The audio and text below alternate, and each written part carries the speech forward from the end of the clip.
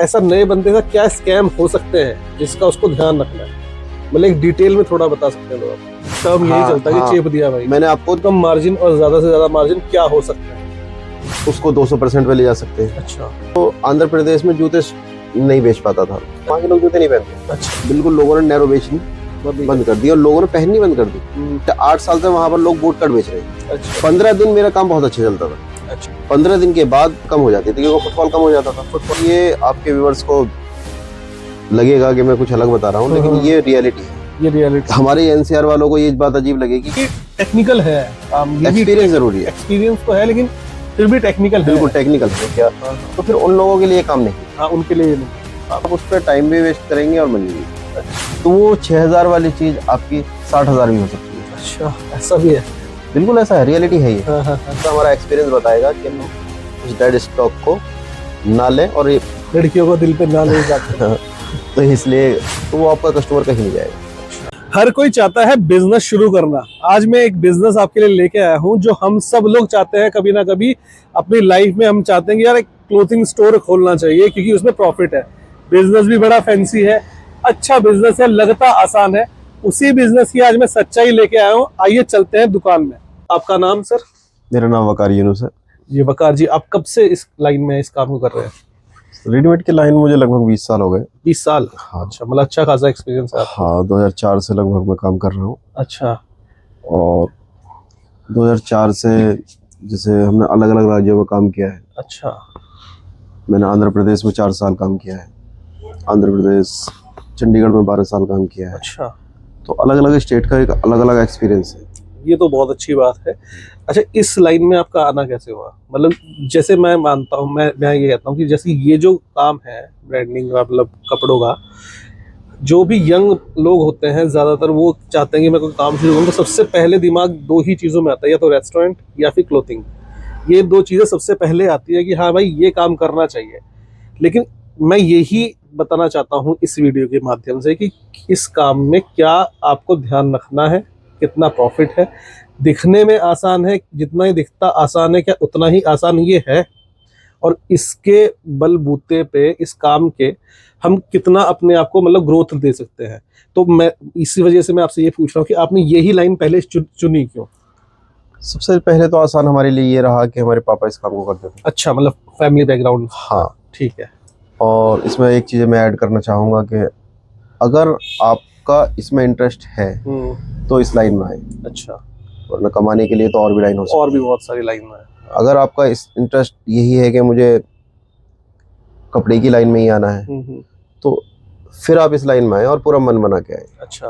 क्योंकि उतार चढ़ाव इस काम में बहुत है। बहुत है, मतलब जितना आसान दिखता उतना है नहीं। जितना आसान दिखता है उतना तो कोई भी काम नहीं होता। हाँ। लेकिन इस काम के अंदर उतार चढ़ाव ज्यादा है क्योंकि इसमें कंपटीशन बहुत ज्यादा है। अच्छा, कंपटीशन।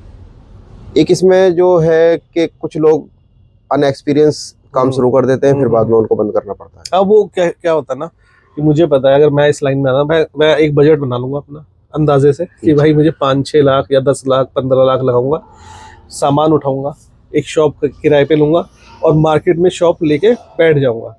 तो वही चीज़ है कि सही मतलब सही प्लानिंग क्या होनी चाहिए इस लाइन में आने से पहले, और आपका एक्सपीरियंस क्या है? पैसा तो जरूरी है। हाँ। लेकिन सबसे ज्यादा जो मेरी नजर से मैं आपको बताऊं, एक्सपीरियंस बहुत जरूरी है। अगर कोई भी बंदा इस काम को करता है और करने का मन बना रहा है, तो पहले कम से कम 6 महीने अच्छा, वो कहीं भी एक्सपीरियंस ले, चाहे वो जॉब करे, चाहे वो उसके रिश्तेदार का किसी का कोई काम है तो वहाँ मार्केट में से माल खरीदने का एक्सपीरियंस, फिर उसको बेचने का एक्सपीरियंस, कनेक्टिविटी जरूरी है। अच्छा। अच्छा। अगर एक्सपीरियंस नहीं है और खाली पैसे के बल पे वो काम करना चाहते हैं तो मैं इसको एक अच्छा डिसीजन नहीं मानूंगा। अच्छा, मतलब ये वैसे जितना इजी दिखता है ये काम, इसमें टेक्निकलिटीज क्या है? मतलब कि जैसे मतलब कैसे पहचाने कि यार ये मेरे को बेचना है, और मतलब पूरी प्रॉपर एक आपको हर आइटम चाहिए अपनी शॉप में, हर वैरायटी चाहिए। फैशन आज के टाइम में हम देखते हैं कि 6 महीने में फैशन बदल जाता है। आप स्टॉक लेके आ गए हैं, लेकिन जब तक आप स्टॉक लेके आए हैं और 1-2 महीने बाद ही आपका फैशन चेंज हो गया, तो ये भी मतलब बहुत ज्यादा चैलेंजेस हैं। इसको कैसे कवर करते हैं?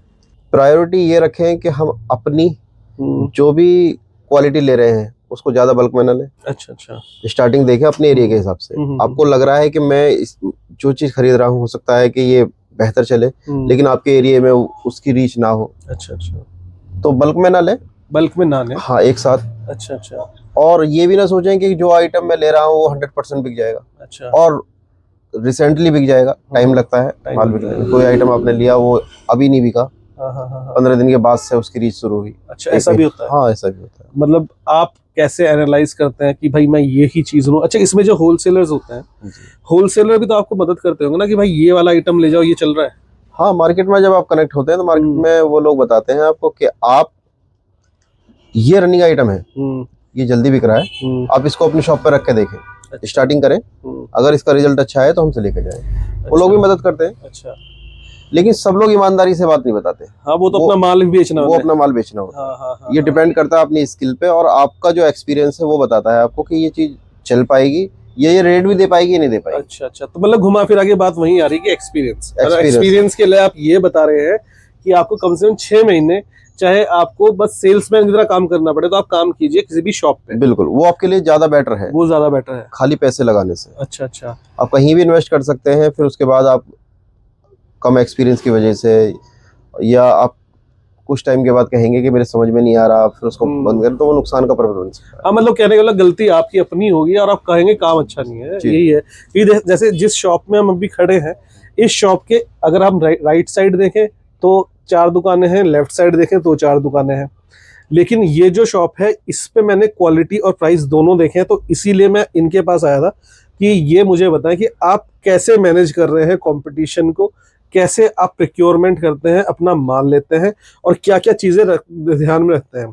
तो वक्कार भाई, जैसे किसी को ये काम करना ही है तो वो क्या चीज ध्यान में रखे जब वो होलसेल मार्केट में जाए, अपने आसपास की या फिर दिल्ली एनसीआर में जो भी होलसेल मार्केट है, जैसे कि ये टैंक रोड वगैरह है, अगर वहां पे जाए तो वो क्या चीजों का ध्यान रखे, किन चीजों को मतलब बारीकी से देखे कि भाई मुझे अगर माल लेना है, मुझे अगर पूरा एक बार माल लॉट उठाना है, तो मैं क्या क्या चीजों का ध्यान रखूं और क्या क्या स्कैम्स मेरे साथ हो सकते हैं? ज्यादातर होलसेलर्स की बातों में ना आए। अच्छा, दूसरा ये जो मेरा एक्सपीरियंस कहता है, रिसेंटली जो करंट का फैशन है हाँ हाँ, उस पर ज्यादा काम करने की कोशिश करें। अच्छा, जो डिमांडिंग ऑफ प्रोडक्ट है उन्हें ज्यादा बेचें। हाँ हाँ हाँ हाँ, उसमें मार्जिन कम हो सकता है, लेकिन उसमें आपकी डेड माल हो जाता है, उसकी डेड स्टॉक कहते हैं। हाँ, उसकी जो चांसेस है वो कम हो जाते हैं। अच्छा अच्छा, आपने कोई भी आइटम आपको अच्छा लगा, वो स्टार्टिंग में चला और आपने उसे बल्क में ले लिया, तो उसके चांसेस रहते हैं कि वो प्रॉफिट तो शुरू में दिया, लेकिन जो प्रॉफिट आपने कमाया इतने का ही माल डेड हो गया। अच्छा अच्छा, मतलब अगर मान लो 50% मैंने माल बेच दिया, उसमें तो मैंने प्रॉफिट ले लिया, हाँ, लेकिन जो 50% बचा हुआ है वो अब बिक नहीं रहा। बिल्कुल, फिर तो उसको हाँ, मतलब वो वहाँ प्रॉफिट पर हाँ, लॉस दोनों बराबर हो गए। बिल्कुल बिल्कुल। उसमें वहाँ क्या होता है कि आपकी परसेंटेज ऑफ इनकम जो है वो कम हो जाती है। अच्छा अच्छा, आपको चाहिए कि आप बहुत सोच समझ के खरीदारी करें।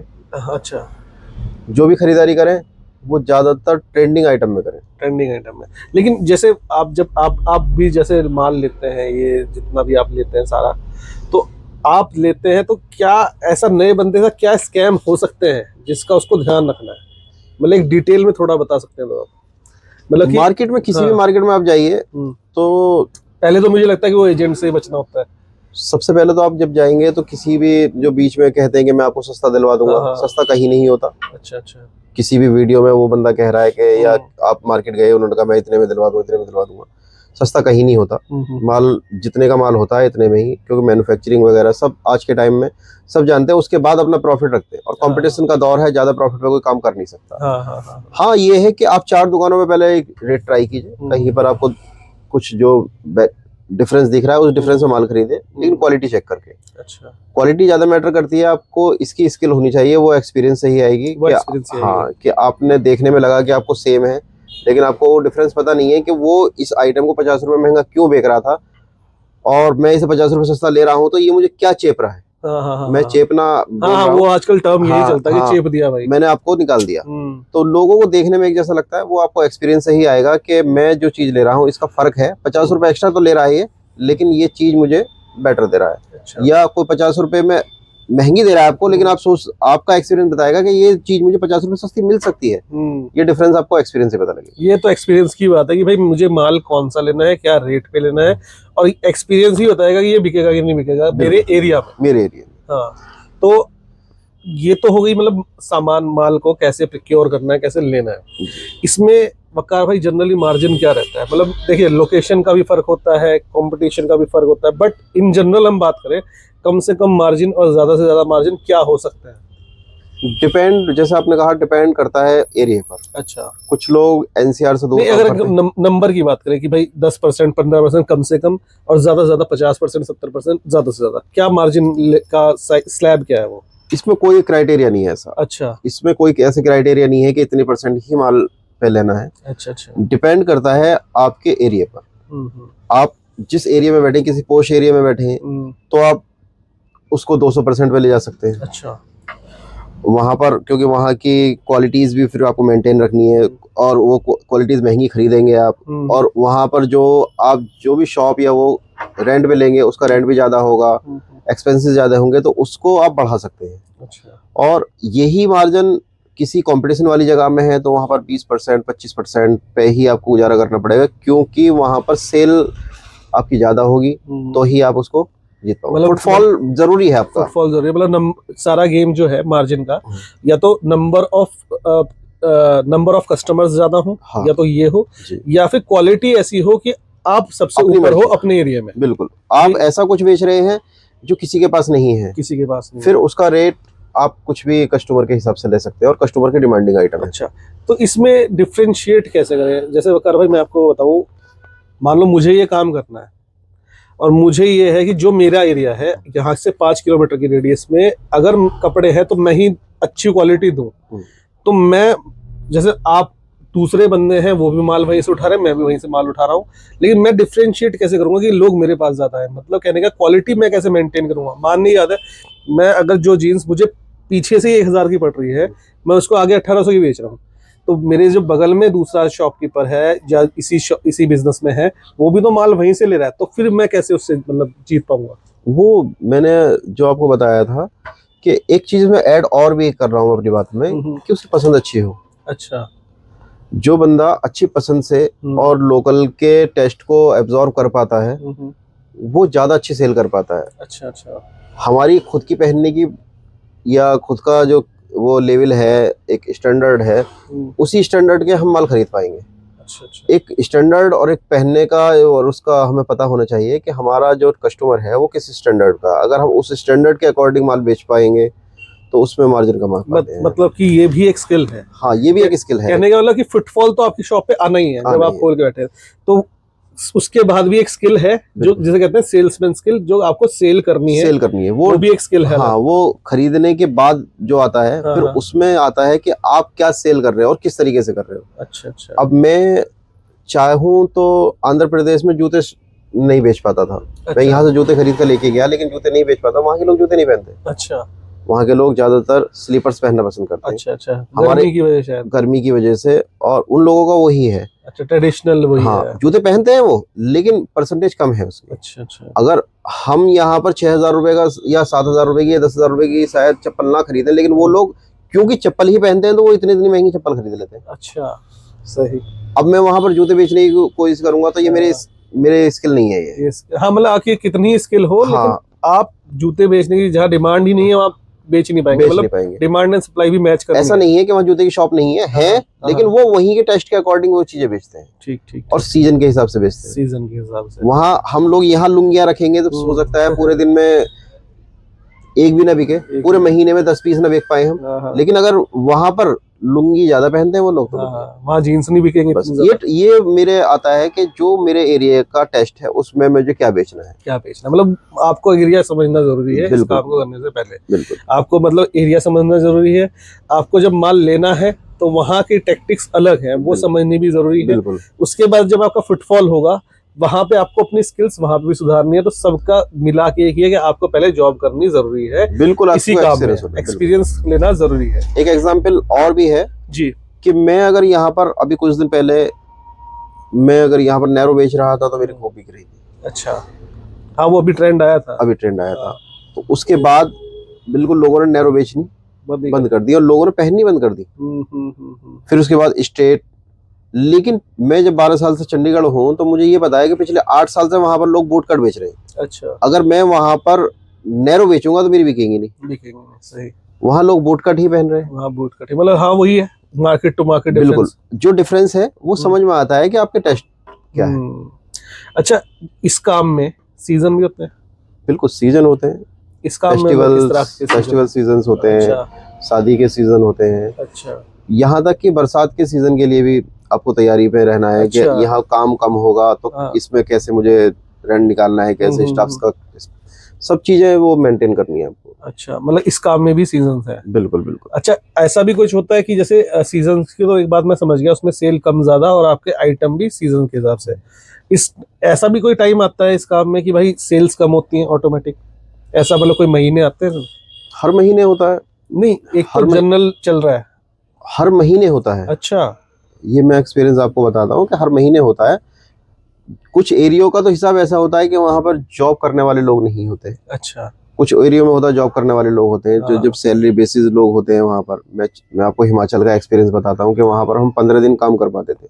अच्छा। 15 दिन हमें खर्चे निकालने मुश्किल हो जाते थे। वहां पर ज्यादातर जॉब के डिपेंडेंट लोग हैं। अच्छा। ये आपके व्यूअर्स को सुनने में अजीब लगेगा, हाँ हाँ हाँ। बट एरियो का जो मैं डिफरेंस बता रहा हूँ कि वहाँ की स्किल ये है कि हिमाचल के अंदर मैंने काम किया तो वहां पर 15 दिन मेरा काम बहुत अच्छा चलता था। अच्छा, स्टार्टिंग के 15 स्टार्टिंग के 15 दिन जब सैलरी आती थी लोग खर्च करते थे अपने ऊपर, या वो जो अच्छा, जो अच्छा। उनके टारगेट्स होते वो पूरे करते थे। 15 दिन के बाद जो मेरी बेचने की क्षमता थी वो धीरे धीरे कम हो जाती थी, क्योंकि फुटफॉल कम हो जाता था, फुटफॉल कम हो जाता है। उनके पास पैसे खत्म हो जाते थे। अच्छा, तो ये तो बड़ी अलग चीज है, मतलब हाँ, कि ये भी सिनेरियोज आते हैं। बिल्कुल बिल्कुल ये सिनेरियोज आते हैं, और ये आपके व्यूअर्स को लगेगा कि मैं कुछ अलग बता रहा हूँ, लेकिन ये रियलिटी है। ये रियलिटी है। मैं अलग अलग स्टेट में रहा हूँ तो मैं वहाँ के बता रहा हूँ। तो और कोई ऐसी इंसाइट आप दे सकते हैं जिससे कि उनको पता चले इस काम के बारे में? जैसे कुछ लोग आपके व्यूअर्स अगर बिहार साइड के हैं तो उनको, हमारे एनसीआर वालों को ये बात अजीब लगेगी कि वहां पर सिर्फ 28 और 30 पैंट में साइज ज्यादा बिकेंगे।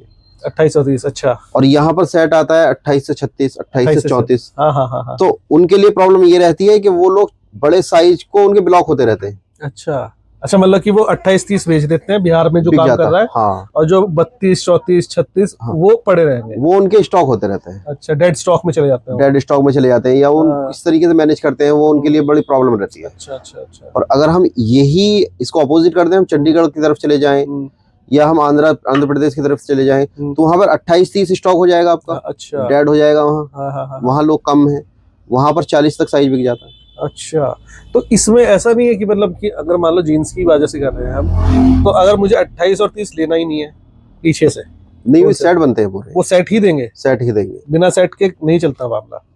बिना सेट का तो मिलता ही नहीं, फिर आपको वो नहीं आएगा। अच्छा। एक तो आप क्वांटिटी में माल नहीं खरीद पाएंगे। अच्छा अच्छा। और दूसरा जो आपका रेशियो है वो कम हो जाएगा। मतलब कहने का ये है मेरा मतलब कि ये टेक्निकल है काम, ये भी एक्सपीरियंस जरूरी है। एक्सपीरियंस तो है लेकिन फिर भी टेक्निकल है। बिल्कुल टेक्निकल है। मतलब जगह के हिसाब से आपको काम और माइंड अपना बनाना पड़ेगा। बिल्कुल बिल्कुल। नहीं तो और कोई चारा नहीं, तो सरवाइव नहीं कर पाएंगे। नहीं कर पाएंगे। तो ये बिजनेस, मतलब बिजनेस की ना हर एक बिजनेस की अपनी रेंज होती है कि आप कितना ज्यादा मार्केट में घुस सकते हैं।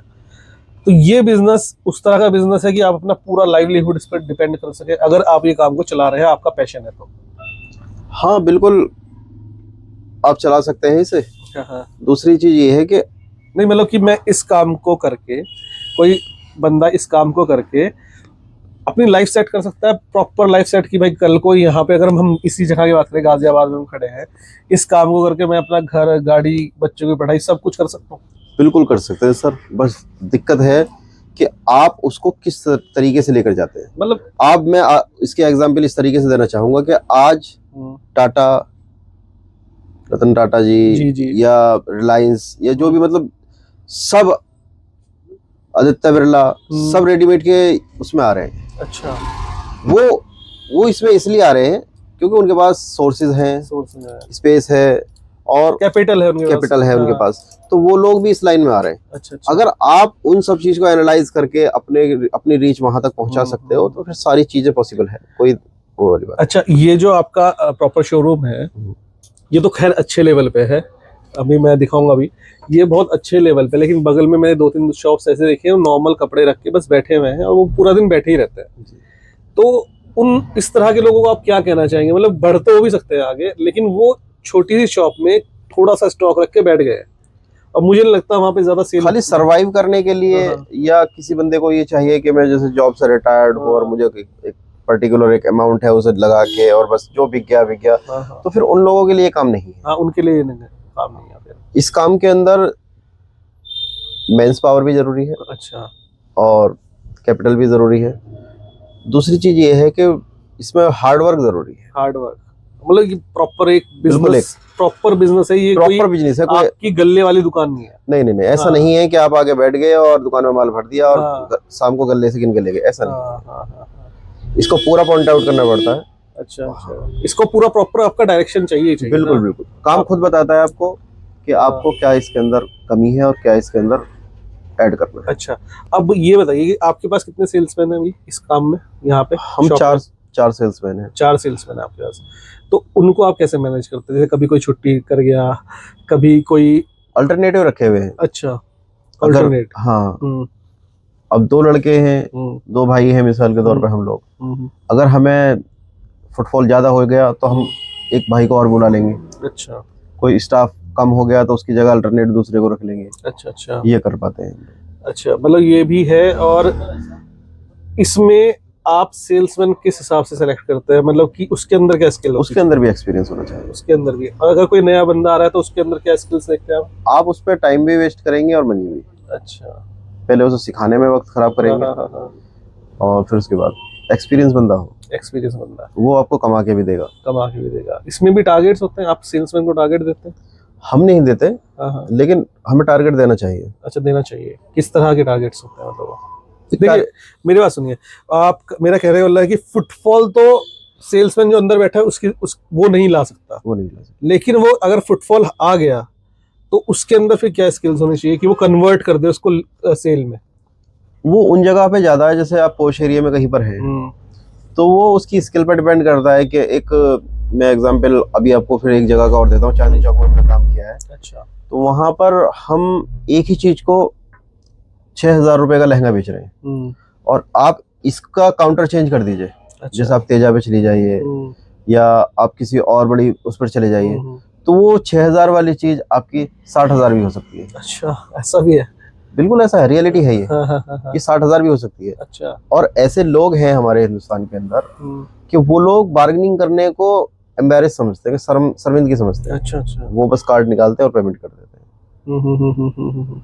वो एक एलाइट क्लास अलग है, मतलब हाँ, एलीट क्लास है। बस ये उन लोगों के लिए है जो चाहते हैं कि क्लास में काम किया जाए और इसको कहीं तक भी ले जाया जा सकता है। कोई यानी मतलब बिजनेस प्यारा है, मेहनत हर जगह है, कोई भी काम, पॉजिटिविटी है इतनी नेगेटिविटी भी है। अच्छा, डेड स्टॉक को आप कैसे मैनेज करते हैं? मान लीजिए आपने 1000 पीस लाए, 800 बेच दिए, 200 बच गए, वो सिर्फ जीन्स के हैं, ऐसी शर्ट्स में हो गया, ऐसी अगर जैकेट्स में हो गया, ऐसी और चीजों में हो गया, तो उस डेड स्टॉक आपके अब अच्छा खासा इकट्ठा हो गया है, फिर उसको कैसे आप मतलब करते हैं? कुछ लोग डेड स्टॉक खरीदते हैं।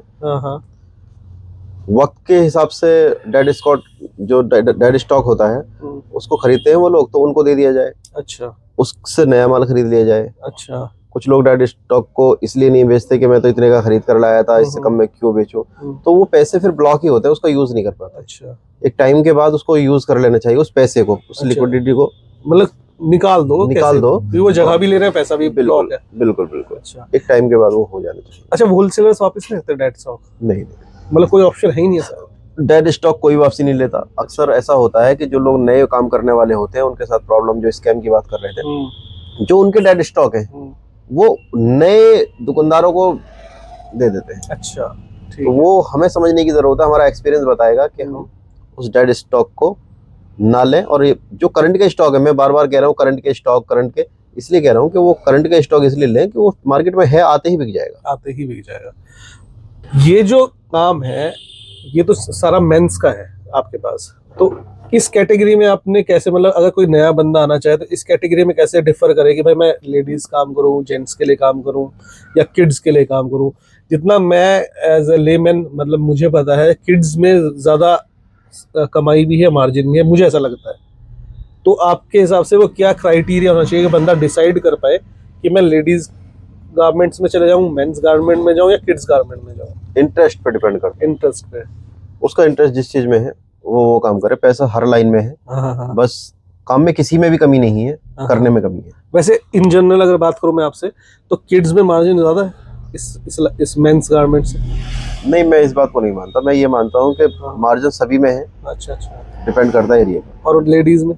लेडीज में भी बहुत मार्जिन है। और मतलब मेंस के कंपैरिजन में मेंस के कंपैरिजन में लेडीज में मार्जिन ज्यादा है। ज्यादा है, लेकिन मेरे ख्याल से उसमें वैरायटी भी तो बहुत ज्यादा ना। फिर उसमें ये है कि एक वैरायटी मेंस जो है ज्यादा हाँ। परेशान नहीं करते। सही बात है, सच बात। Sorry to girls. हाँ हाँ, हाँ गर्ल्स को दिल पे नहीं लेना, हाँ लड़कियों को दिल पे ना ले इस बात को। हाँ। तो इसलिए मैं कहना चाहता हूँ कि वो एक पीस को सिलेक्ट करने के लिए ज्यादा टाइम लेते हैं, ज्यादा उनको आर्टिकल्स चाहिए। मेंस में शायद ऐसा नहीं होता है। मेंस पहले ही घर से मन बना के आते हैं कि मुझे जैकेट लेना है, तो उन्हें 10 जैकेट दिखाओ तो शायद एक सिलेक्ट कर ले। लेडीज में उसके लिए मुझे लगता है कि 20 हो जाए या 25 हो जाए। कहने का मतलब वही है कि अगर उसमें मार्जिन ज्यादा है तो उसमें वैरायटी भी ज्यादा रखनी पड़ेगी, और आपको जगह भी ज्यादा चाहिए, माल भी ज्यादा चाहिए, फिर उसमें डेड स्टॉक भी ज्यादा होता होगा। डेड स्टॉक ज्यादा होता है, और उसके अंदर जो आपको बंदे चाहिए वो शायद यहाँ तो आप अनएक्सपीरियंस कुछ बंदे हायर भी कर सकते हैं, उसमें मोस्टली एक्सपीरियंस बंदे चाहिए। अच्छा, हाँ उसमें तो चाहिए, क्योंकि तहजीब का ज्यादा ध्यान रखना पड़ता है लेडीज हाँ। से बात करने के लिए। वो हमारी माँ है, बहनें हैं, तो उनसे बात करने के लिए एक सलीका होना चाहिए बात सलीका करने होना का। चाहिए, ये सही नहीं बात कि है। किसी भी गली के लड़के को रख लिया आपने, उससे बात करने का हाँ, तरीका हाँ, नहीं है, या वो किस तरीके ऐसा। वो भी चीज सही है। अब जो मेन सवाल है ये है कि हम दिल्ली एनसीआर में है, ये तो टीयर 1 समझ लीजिए, एक टीयर 2 सिटी हो गई, जैसे मेरा सहारनपुर हो गया, और मुजफ्फरनगर, और कोई सिटीज हो गई, और जो इससे भी जो कस्बे वगैरह हो गए, तो वहाँ के लोगों को इस काम को कैसे स्टार्ट करना चाहिए? उन लोगों के लिए पॉजिटिविटी ये है कि वो लोग कनेक्ट नहीं है मेट्रो सिटीज से, बड़ी सिटीज से वो कनेक्ट नहीं है। तो उन लोगों जो वहाँ के देहात के लोग हैं, वो लोग ज़्यादा छानबीन नहीं करते। अगर उन्हें कपड़े चाहिए तो बस गए और जाके कपड़े खरीद लिए, तो वो प्रॉफिट भी रख सकते हैं। जैसे मैंने कहा कि प्रॉफिट को कितना बढ़ाना है वो डिपेंड उनकी स्किल पर करता है। वो ज़्यादा प्रॉफिट पे भी काम कर सकते हैं, और उनका फुटफॉल ज़्यादा यूँ हो जाएगा कि वो कस्बे के अंदर ज़्यादा दुकानें नहीं होती, कंपटीशन कम होता है। जिससे जाएंगे वो जिसके रेगुलर कस्टमर है उन्हीं से वो लोग खरीद लेते हैं। मतलब वहाँ पे तो एक पर्सनल टच भी होता है, पर्सनल टच होता है। ये ज्यादा बड़े एरियाज होते नहीं है, तो हाँ, पर्सनल टच भी होता वो ऐसा होता है किसी का नाम मशहूर है वहाँ पर हाँ। कि उन्हीं से खरीदना है, तो उन्हीं से खरीदने के लिए ज्यादातर लोग जाते हैं। अच्छा, इसमें ना थोड़ी सा मुझे ऐसा भी लगता है कि जैसे जो कोई भी काम हो जिसमें सेल्स का काम होता है ना, जैसे आपका भी सेल्स है, तो इसमें एक्सपीरियंस ज्यादा, मतलब जो कस्टमर को जो एक्सपीरियंस मिला वो मैटर ज्यादा करता है, ताकि वो फिर रेगुलर आए। तो वो एक्सपीरियंस के लिए आप लोग क्या करते हैं? फीडबैक लेते हैं। फीडबैक लेते हैं।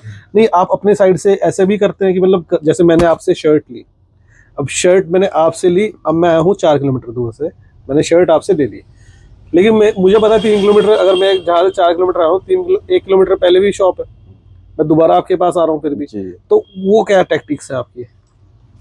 कस्टमर के लिए मैंने बताया है कि आपको जो स्टॉक बेचना है, हाँ, एक तो अगर आप कंपटीशन में बैठे हैं तो एक कम प्राइस में बेचिए, प्रॉफिट को कम कीजिए अपने को, और वो आपका एक्सपीरियंस काम करेगा कि जो आप कम प्राइस में बेच रहे हैं वो मार्केट में महंगा बिक रहा हो।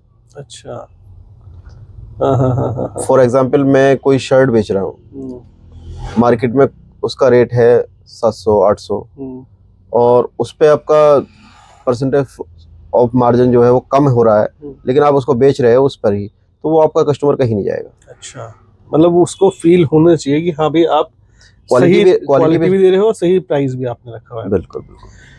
ठीक है, अब वीडियो कंक्लूड करते हैं थोड़ा सा। बस आप मुझे फाइनल अपने कुछ वर्ड्स बताइए, अगर कोई भी बंदा इस बिजनेस में आना चाहे उसको क्या ध्यान रखना है, क्या ध्यान नहीं रखना, और शुरुआत करनी है तो कितने पैसे से शुरुआत वो कर सकता है, और कहाँ तक उसकी ग्रोथ हो सकती है अगर वो मेहनत करे तो।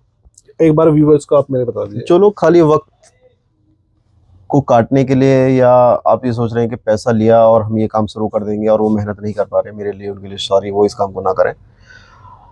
दूसरा, आप कैपिटल भी और एक मैन पावर, जो आपके खुद एक बंदे का काम नहीं है ये। इसकी नेगेटिविटी ये है कि आप चाहें कि मैं ही खरीद लूंगा, मैं ही बेच लूंगा, तो ऐसा नहीं हो सकता।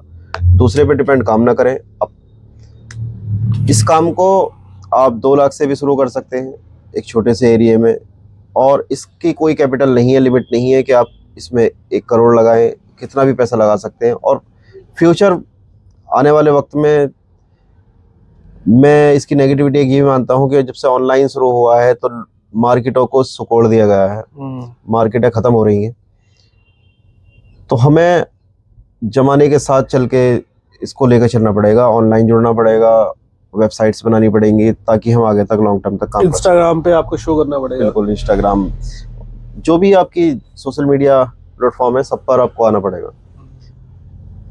ये इसकी पॉजिटिव वही है। और कोई भी काम, किसी भी काम को आप कर रहे हैं या कर चुके हैं, वो काम खराब नहीं होता, हमारी करने में कमी होती है, कुछ ना कुछ सिखा के ही जाता है। माइंडसेट में कमी होती है। बिल्कुल बिल्कुल, हमारे काम के करने के तरीके में हम उन खामियों पर ध्यान रख के जो भी काम करें बेहतर। ठीक है, थैंक यू सो मच वकार भाई, आपसे बात करके बहुत अच्छा लगा। बाकी जो भी कमेंट्स अगर आएंगे तो मैं आपको बताऊंगा और उसका आपसे जवाब लेके जरूर कमेंट्स में रिप्लाई करूंगा। तो थैंक यू सो मच। ये थी वीडियो। अगर आपको क्लोथिंग बिजनेस में आना है तो यही इसके कुछ पॉइंट्स हैं जो आपको ध्यान में रखने हैं, और इसी को ध्यान में रख के आप काम कीजिए, और ऊपर वाला बैठा है वो जरूर मेहनत को सफल करेगा। Thank you for watching फाइनेंशिया।